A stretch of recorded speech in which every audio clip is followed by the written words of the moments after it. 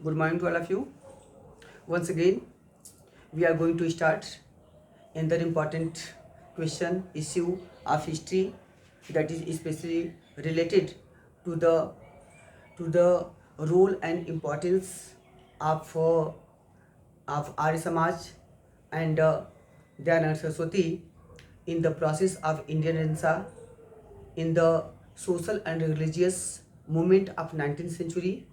तो हमारा जो मुख्य विषय है यह 19वीं शताब्दी के सामाजिक धार्मिक सुधार आंदोलन पुनर्जागरण में दयानंद सरस्वती और उनकी संस्था आर्य समाज के इर्द गिर्द चलेगी। उनके महत्वपूर्ण योगदान की चर्चा करेंगे हम लोग। इसमें आते हैं दयानंद सरस्वती के बारे में अगर बात करें तो देखते हैं कि जो भारतीय पुनर्जागरण की प्रक्रिया शुरू हुई, यह प्रक्रिया सबसे पहले यूरोप में 14वीं शताब्दी में इटली के फ्लोरेंस नगर से शुरू होती है और 16वीं शताब्दी तक आते आते यह लगभग पूरे यूरोप में फैल जाता है और 19वीं शताब्दी तक यह भारत जैसे देशों में भी प्रवेश कर जाता है। तो इसके इम्पैक्ट के फलस्वरूप भारत में भी पुनर्जागरण की प्रक्रिया तीव्रतर गति से चलती है। ऐसा नहीं है कि भारतीय पुनर्जागरण पहले नहीं था। ओवरऑल आते हैं तो यहाँ से क्या हुआ कि जो 19वीं शताब्दी में सब में एक सामाजिक धार्मिक सुधार आंदोलन के रूप में पुनर्जागरण की प्रक्रिया चली। उसमें राजा राम मोहन राय के साथ विवेकानंद जी और उसके बाद दयानंद सरस्वती जी का महत्वपूर्ण योगदान रहा है। दयानंद सरस्वती के बारे में चर्चा करते हैं कि इन्होंने क्या किया। ये 1824 में इनका जन्म हुआ था और इनकी मृत्यु हुई थी 1883 में। इनका जन्म गुजरात के टंकारा में हुआ था। इनका जन्म जो था यह गुजरात के टंकारा में इनका जन्म हुआ था और टंकारा जो है गुजरात के मोरवी जिला में है। यह मोरवी जिला में उस समय था। इनका मूल नाम जो था वो मूलशंकर था। और आगे चलकर हम देखते हैं इनके प्रारंभिक जीवन के बारे में कि इन्होंने नर्मदा नदी के पास एक जगह है साड़ोद, नर्मदा नदी के पास साड़ोद में इन्होंने सबसे पहले 1848 में स्वामी पूर्णानंद से इन्होंने दीक्षा लिया, उनके शिष्य बन गए। और कहा जाता है कि ये 20 वर्ष की अवस्था में अपना गृह त्याग कर दिए थे, घर से भाग गए थे और उसके बाद इस साड़ोद में जाके पूर्णानंद के शिष्य बन गए। इसके बाद 1860 में उस समय के महत्वपूर्ण व्याकरणाचार्य थे जिनका नाम था स्वामी बिरजानंद। वो बाद में चल के मथुरा पहुंचे और मथुरा में स्वामी बिरजानंद जी के शिष्य बन गए।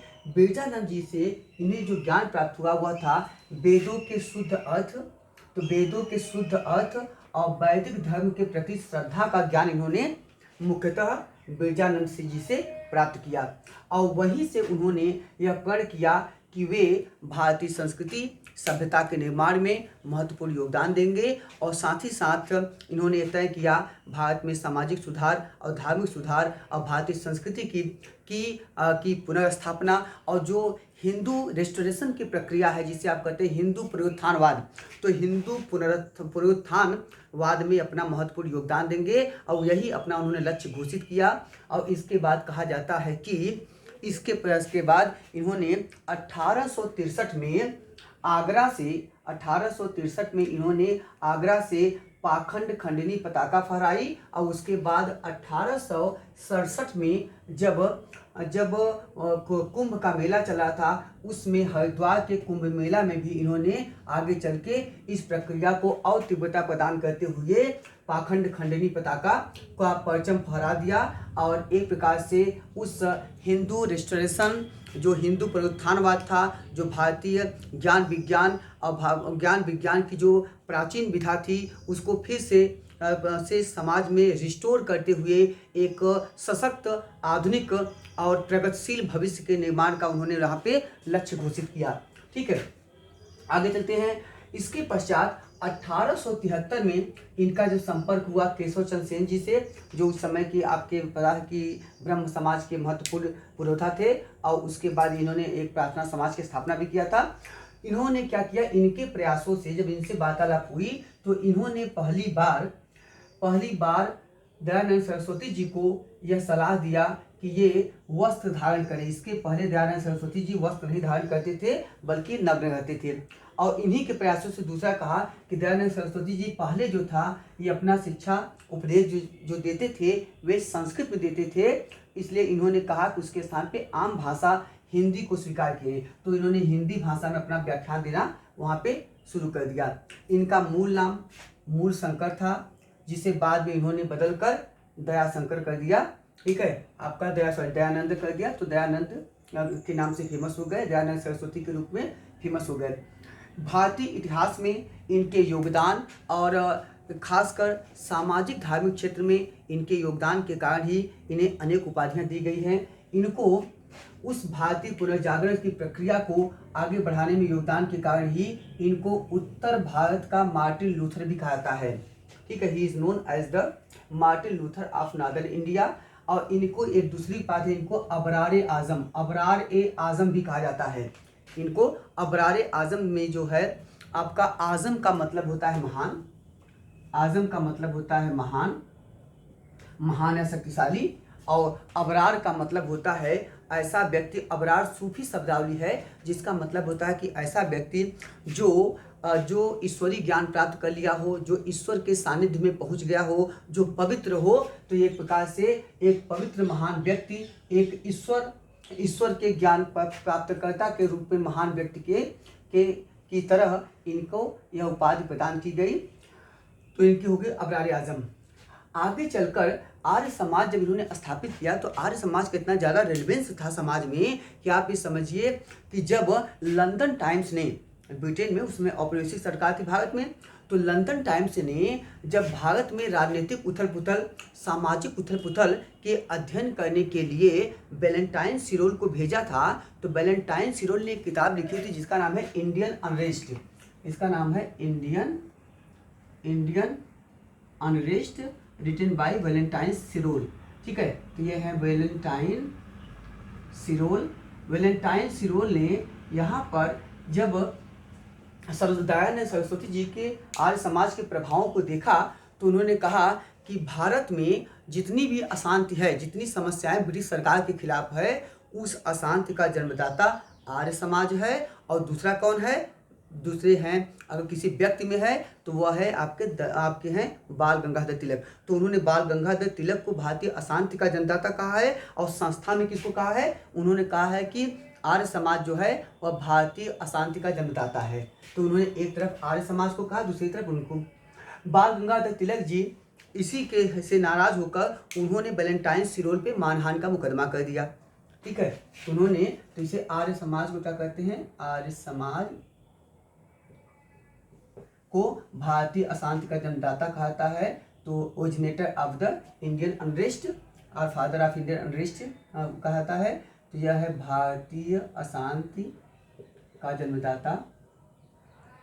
ओके, तो हमने चर्चा किया कि इसी से नाराज होकर बाल गंगाधर तिलक जी ने वैलेंटाइन सिरोल पे मुकदमा कर दिया। और कहाँ पे किया? लंदन के प्रिवी काउंसिल में। उस समय मैंने सुप्रीम कोर्ट समझिए लंदन में ही था, मतलब भारतीय कलकत्ता के जो उच्च न्यायालय था, सुप्रीम कोर्ट था, उससे भी ऊपर प्रिवी काउंसिल था, उन्होंने उस पर कर दिया। और इसीलिए जब 1885 में कांग्रेस की स्थापना हुई तो कांग्रेस की स्थापना के समय ये वही केस की पैरवी करने चले गए थे लंदन। इसीलिए भारत के दो बड़े नेता उस समय जो थे, वे दोनों बड़े नेता जो थे, एक थे एस एन बनर्जी और दूसरे थे बाल गंगाधर तिलक। ये दोनों प्रथम कांग्रेस अधिवेशन में भाग नहीं ले पाए थे, जिसके व्योमकेश चंद्र बनर्जी आपके अध्यक्ष थे, जो आपके बम्बई में हुआ था। ओके, तो हम देखते हैं, अच्छा वो चले गए वहाँ बेचारे, नहीं ले पाए। और एस एन बनर्जी क्यों नहीं भाग लिए? क्योंकि एस एन बनर्जी उस समय उन्होंने वो जिस संस्था से उस समय जुड़े थे, ठीक है, उस संस्था का उस समय अधिवेशन चला था, इसीलिए वे उस संस्था के कारण भाग नहीं ले पाए। ठीक है, तो मतलब दो महत्वपूर्ण नेता नहीं भाग ले पाए। अच्छा देखिए, दूसरी विडंबना देखिए कि इसी केस की पैरवी करते आगे हम देखते हैं क्या हुआ कि 1918 में दयानंद उनको बाल गंगाधर तिलक को कांग्रेस का अध्यक्ष नियुक्त किया गया था, लेकिन अध्यक्ष भी नहीं बन पाए और उसी केस की पैरवी में फिर चले गए थे लंदन। और इस बार अध्यक्ष कौन बन गए? अध्यक्ष बने उनके स्थान पे मदन मोहन मालवीय जी। ठीक है, तो मतलब ये है कि हम यहाँ पे देखते हैं कि किस तरह से दयानंद सरस्वती और आर्य समाज की प्रभाविता एक्सेप्टेंस उस समय भारतीय समाज में था, और इसी कारण से इनके प्रभावों का मूल्यांकन करते समय वैलेंटाइन सिलोल ने इन्हें इस संस्था और तिलक जी को दोनों को भारतीय शांति का जन्मदाता कहा। ओके, अगला चर्चा करते हैं। इसके बाद देखते हैं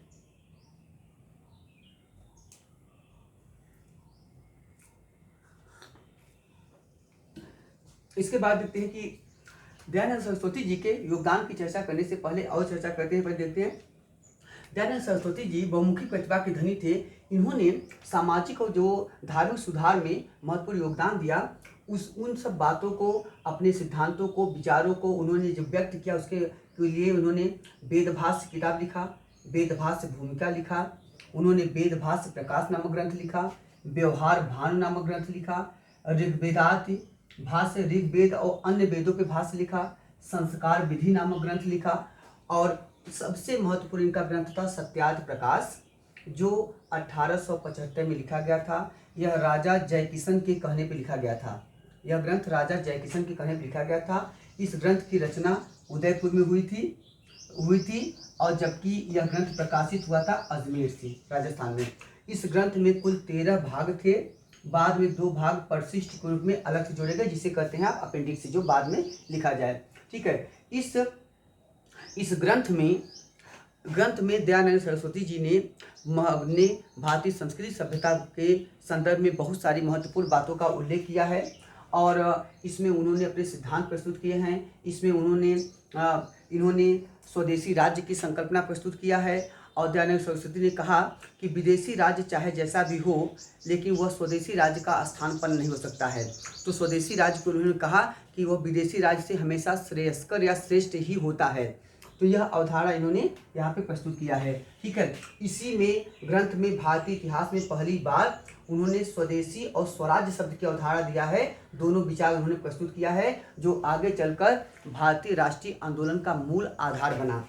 ठीक है, स्वदेशी और स्वराज्य, याद रखिएगा, ये दोनों शब्द सत्यार्थ प्रकाश में पहली बार दयानंद सरस्वती ने प्रयोग किया है। और स्वदेशी जो था, इसे आगे चल के कांग्रेस ने अपने 1905 के बनारस अधिवेशन में स्वीकार किया। 1905 के बनारस अधिवेशन में कांग्रेस ने स्वीकार किया था स्वदेशी को। और गांधी जी मानते थे स्वदेशी जो है वह स्वधर्म और अपने परिवेश से संबंधित धर्म है, और स्वदेशी के साथ साथ, ठीक है, उन्होंने स्वावलंबन और आत्मनिर्भरता पर भी महत्वपूर्ण जोर दिया।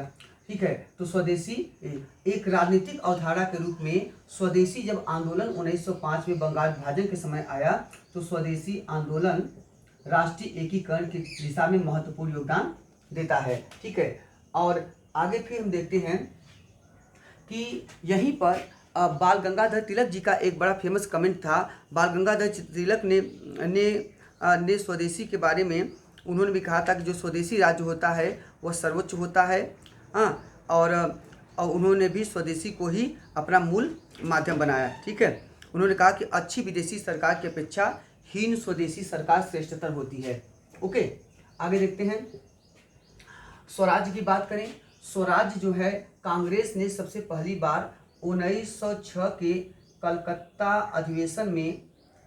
अधिवेशन में स्वराज्य को स्वीकार किया, जिसके अध्यक्ष थे दादा भाई नौरोजी। और उसके बाद यह अवधारणा धीरे धीरे राष्ट्रीय आंदोलन का मूल आधार बन गई, और अंततः जाकर हम देखते हैं 1916 में बाल गंगाधर तिलक जी ने लखनऊ अधिवेशन में कहा कि स्वराज्य हमारा जन्मसिद्ध अधिकार है और हम इसे लेकर रहेंगे। 1916 के लखनऊ अधिवेशन में कहा था। आगे देखते हैं, स्वराज्य के संदर्भ में विपिन चंद्र पाल का एक बड़ा फेमस कथन था। वो कहते हैं कि अगर सरकार आके हमसे ये कहे कि स्वराज्य ले लो, तो मैं सरकार को विनम्रतापूर्वक धन्यवाद देते हुए यह कहते हुए मना कर दूंगा कि जिस चीज़ को पाने की इच्छा शक्ति या पाने की हिम्मत हम में स्वयं नहीं है, खुद के माध्यम से मैं नहीं प्राप्त कर सकता, उसे मैं भीख में नहीं ले सकता। ठीक है, तो उन्होंने कहा कि स्वराज्य खुद के प्रयासों से प्राप्त करने का किया जाएगा। आगे देखते हैं, नेहरू जी का कमेंट था कि स्वराज्य आम जनता के लिए होना चाहिए, वर्गों के लिए नहीं। तो स्वराज्य की अवधारणा आई और यही स्वराज्य की अवधारणा आगे चलकर कांग्रेस ने 1929 के जो रावी नदी के पास लाहौर में उनका अधिवेशन हुआ, वहाँ पे उन्होंने पूर्ण स्वराज्य घोषित किया 1929 में। और इसी पूर्ण स्वराज्य को पहली बार मनाने का निर्णय हुआ था 1930 26 जनवरी को। और पहली बार मनाया कब गया? 1930 26 जनवरी को मनाया गया। और इसी के को एज अ कीप सेक रखने के लिए, इसी को अक्षुण्ण बनाए रखने के लिए, इसी की यादगार में जब भारत स्वतंत्र हुआ, तो भारत की स्वतंत्रता के बाद जब भारतीय संविधान लागू हुआ, ठीक है, 26 जनवरी 1950 को, तो 26 जनवरी वही डेट रखा गया जिस डेट को पहली बार पूर्ण स्वराज घोषित किया गया था। और इसीलिए 26 जनवरी को भारत गणतंत्र घोषित किया गया। ओके, तो हम लोग स्वराज्य आंदोलन के बारे में यहाँ पर देखते हैं। इन सब का जो श्रेय है, उसमें महत्वपूर्ण योगदान जो रहा है वो आपके दयानंद सरस्वती जी का रहा है। आगे चर्चा करते हैं फिर हम लोग। अब आते हैं प्रमुख संस्थाओं की बात करें तो दयानंद सरस्वती ने 1892 में एक संस्था बनाई थी जिसका नाम है गोरक्षिणी सभा।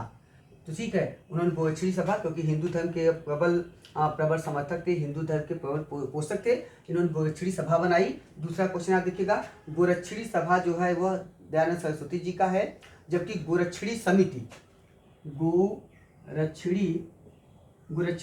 अगर पूछेगा तो ये हो जाएगा किसका? तिलक का है। और गोरक्षा संघ अगर पूछेगा तो गांधी जी का है। गोरक्षा संघ इसका है यम के गांधी, ठीक है, यम के गांधी, तो ये आपका हो जाएगा गांधी जी का। ओके, आगे फिर चर्चा हम लोग करते हैं कि तो ये एक संस्था तो गई। अगला देखते हैं, अगला जो महत्वपूर्ण संस्था है वह है आर्य समाज। आर्य मतलब होता है श्रेष्ठ, ठीक है, और आर्य शब्द जो है यह ऋग्वेद में 36 बार आया है। ओके, आर्य समाज की स्थापना 1875 में, आर्य समाज की स्थापना आपका 1875 में किया गया। और आर्य समाज की स्थापना बम्बई में हुई थी। ओके, आर्य समाज की जब स्थापना हुई तो आर्य समाज की स्थापना के बाद इसका प्रचार प्रसार बहुत तेजी से हुआ। 1877 में इसकी शाखा खोली गई लाहौर में, तो इसे कहा गया लाहौर आर्य समाज। शुरुआती दौर में आर्य समाज में कुल 28 नियम थे, लेकिन जब लाहौर में आर्य समाज स्थापित हुआ तो उसके बाद कुल नियम को घटा के 10 कर दिया गया। तो इसमें कितने कुल नियम थे? 10 नियम बनाए गए थे। ये जो नियम हैं ये हिंदू धर्म के पुनरुत्थान और हिंदू संस्कृति सभ्यता के विकास और वैदिक सभ्यता के रेस्टोरेशन को लेकर एक भविष्यकालीन प्रगतिशील भविष्य के निर्माण से जुड़ा हुआ था। इसमें मुख्यतः कहा गया था कि वेद मंत्रों के आधार पर हवन की बात की गई, मूर्ति पूजा का इसमें विरोध किया गया, अवतारवाद एवं धार्मिक यात्राओं का विरोध किया गया, कर्म सिद्धांत पे महत्व दिया गया, कर्म सिद्धांत पे कर्म कीजिए, निराकार ईश्वर की एकता में विश्वास किया गया, स्त्री शिक्षा पे बल दिया गया, बाल विवाह एवं बहुविवाह का विरोध किया गया, ठीक है, और हिंदी और संस्कृत भाषा के प्रचार का प्रयास की बात की गई। तो मतलब मूल जो इसके सिद्धांत थे।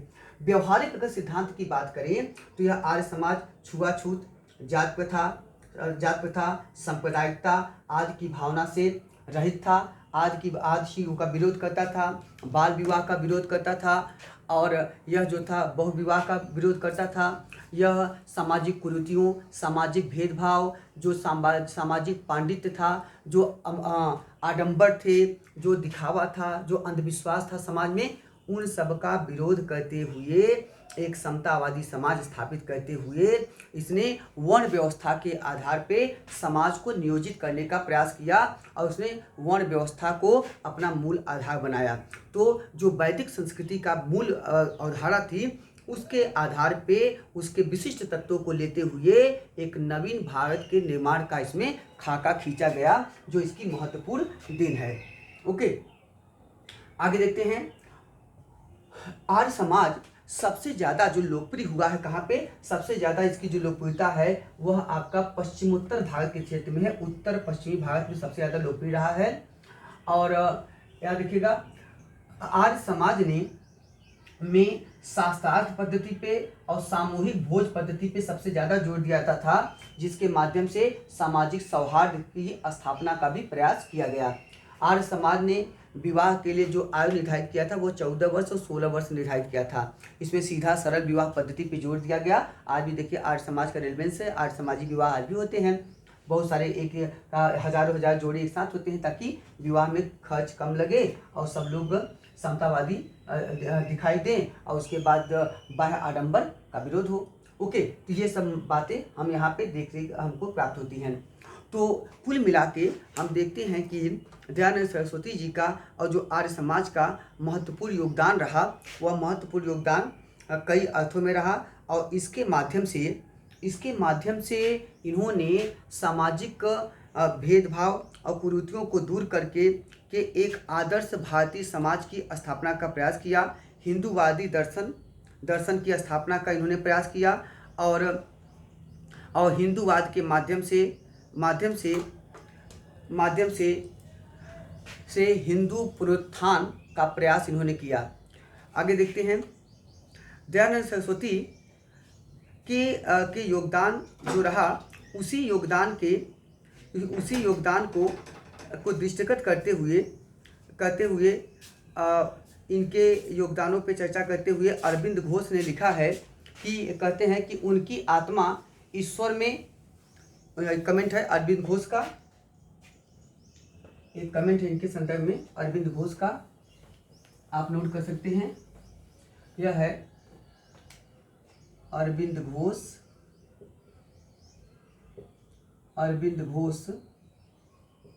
का एक कथन है कि उनकी आत्मा ईश्वर में, नेत्रों में दूरदृष्टि और हाथों में असीम शक्ति थी, वेद प्रकाश के अग्रदूत और मानव के शिल्पी थी।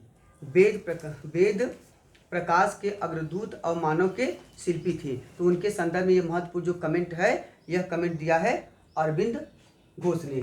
ठीक, आगे चर्चा करते हैं। अगर अब आर्य समाज के योगदान, आर्य समाज के महत्व की चर्चा करें भारतीय इतिहास में, तो भारतीय इतिहास में आर्य समाज का जो सबसे बड़ा महत्व यह है कि आर्य समाज के माध्यम से दयानंद सरस्वती जी ने सामाजिक धार्मिक सुधार का तो प्रयास किया ही किया, साथ ही साथ इन्होंने अन्य महत्वपूर्ण काम किए। जैसे आर्य समाज पहली संस्था है और दयानंद सरस्वती पहले व्यक्ति हैं भारतीय इतिहास के जिन्होंने हिंदी को राष्ट्रभाषा के रूप में स्थापित करने का प्रयास किया। हिंदी को राष्ट्रभाषा के रूप में स्थापित करने का प्रयास इन्होंने किया, पहला इसका महत्व है। दूसरा महत्व है हिंदू पुनरुत्थान। हिंदू पुनरुत्थान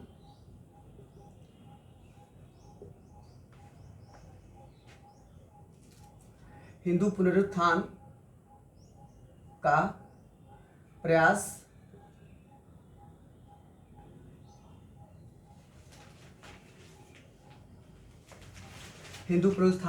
इन्होंने किया। दूसरा हिंदू संस्कृति की स्थापना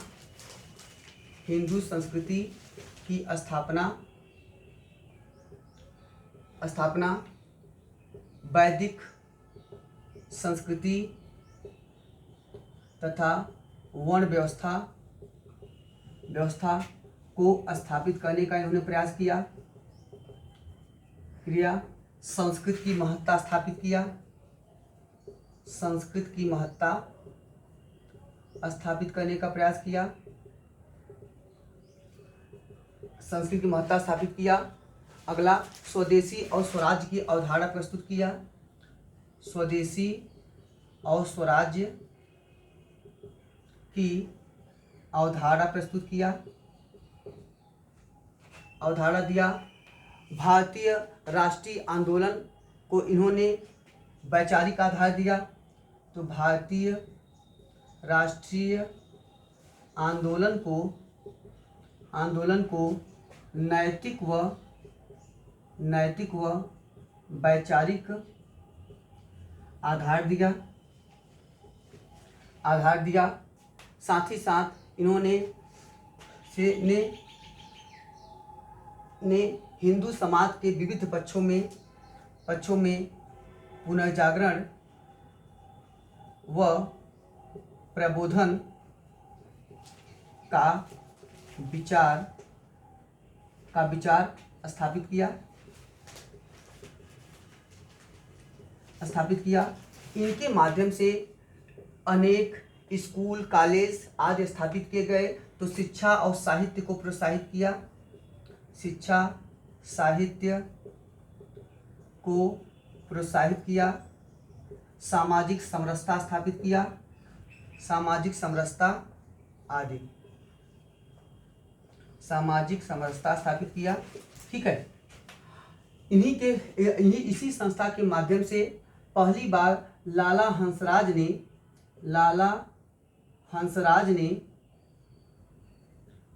ने डीएवी कॉलेज की स्थापना किया। डीएवी कॉलेज की स्थापना किया। यह जो आपका है दयानंद एग्लो वैदिक कॉलेज, यह पहली बार स्थापित हुआ था 1886 में लाहौर में, 1886 लाहौर।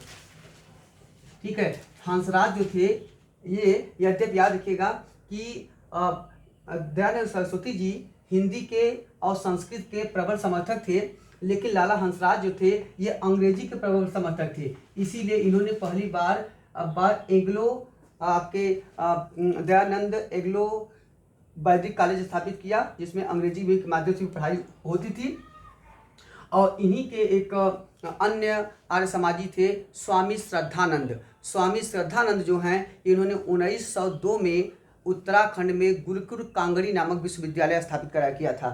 तो स्वामी श्रद्धानंद के प्रयास से गुरुकुल कांगड़ी